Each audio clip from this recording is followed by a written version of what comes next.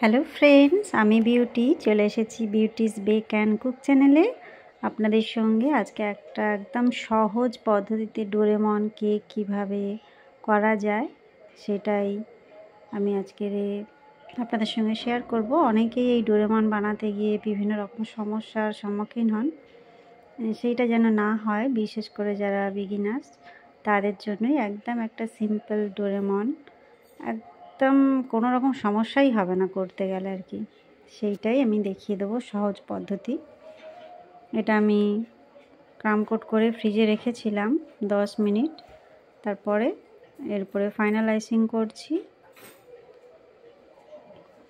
Cream একদম medium পরিমাণ আমি ব্যবহার করছি, আমি কখনোই বেশি ক্রিম ইউজ করি না, কেননা সব কাস্টমার মানে সবাই যে বেশি ক্রিম পছন্দ করেন এমন নয়, আবার কম ক্রিমও অনেকে পছন্দ করেন না। সেক্ষেত্রে মিডিয়াম পরিমাণ ক্রিমটা আমি ব্যবহার করি।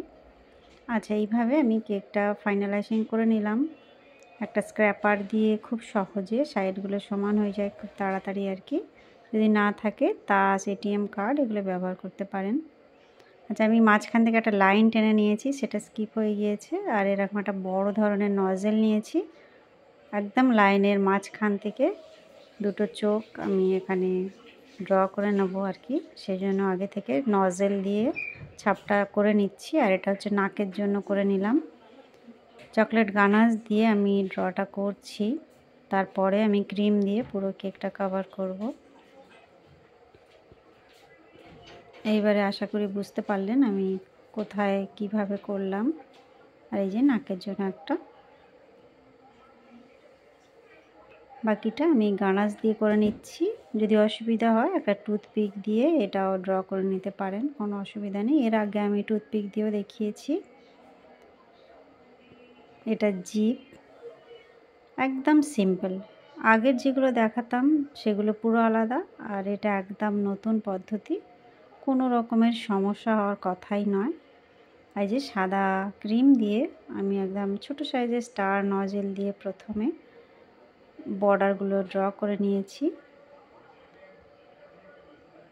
এতে কি হয়, তাড়াতাড়ি কেকটা সুন্দর একটা ফিনিশিং আনা যায়।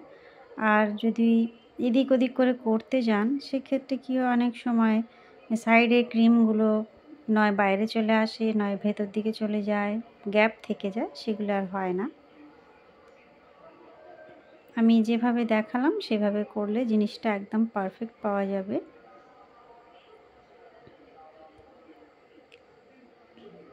একটু স্পিডেই দেখিয়ে দিচ্ছি, তা বলে এই নয় আমি এতটা স্পিডে করছি। ধীরে ধীরেই কাজটা করতে হয়। কেকের কাজ করতে গেলে যথেষ্ট টাইম নিয়ে করতে হয়, ধৈর্য ধরে। কোনো রকম এখানে তাড়াহুড়ো করা যায় না আর কি, কেননা এমন আমরা একটা খাওয়ার জিনিস নিয়ে কাজ করি যে যাতে একবার ড্র হয়ে গেলে সেটা মোছা খুব অসম্ভব ব্যাপার। পুরো ক্রিম সরিয়ে আবার নতুন করে আইসিং করে তারপর ডিজাইনটা কমপ্লিট করতে হয়। সেক্ষেত্রে অতটা মানে প্রেশার না নিয়ে আমি বলবো ধীরে সুস্থে প্ল্যান করে করলে এক চান্সে অনেক কিছুই করা যায় আর কি। একটা সিম্পল জিনিসও সুন্দর হয়ে ওঠে, যথেষ্ট টাইম সেই জন্য দরকার পড়ে। আর এই যে উপরে পাটটা আমি ব্লু কালার ক্রিম দিয়ে করে নিয়েছি, এখানে চকলেট গানাশ দিয়ে আর একবার আমি চোখটা ড্র করে নিলাম যেন দেখতে ভালো লাগে, হাইলাইট করলাম আর কি। আবার নাকটা করলাম, নাক, জিভ, মুখ, আর এই যে ডোরেমনের যে গোঁফগুলো সেইগুলো করে দিলাম। খুব ইজি তাই না? একদম সিম্পল প্রসেস। দেখুন একটু করে আমি এখানে জেল দিয়ে দিয়েছি, আর এখানটা আমি নামটা লিখে নিচ্ছি চকলেট গানাশ দিয়ে। এইগুলো কম বাজেটের মধ্যে সুন্দর একটা প্রেজেন্টেশন, যে যাকেও গিফট করা যায়, বাড়ির বাচ্চারাও বিশেষ করে ভীষণ খুশি হয়ে যায়। আমার কেকটা ভালো লাগলে অবশ্যই একটা লাইক করবেন, চ্যানেলটা সাবস্ক্রাইব করে রাখবেন। আমি ইনস্টা, ফেসবুক, ইউটিউব 3 জায়গাতেই আপনাদের সঙ্গে কেক শেয়ার করি, সেসব জায়গায় আপনারা আমাকে ফলো করতে পারেন। দেখা হবে নেক্সট নতুন কোনো ভিডিও নিয়ে। Bye bye.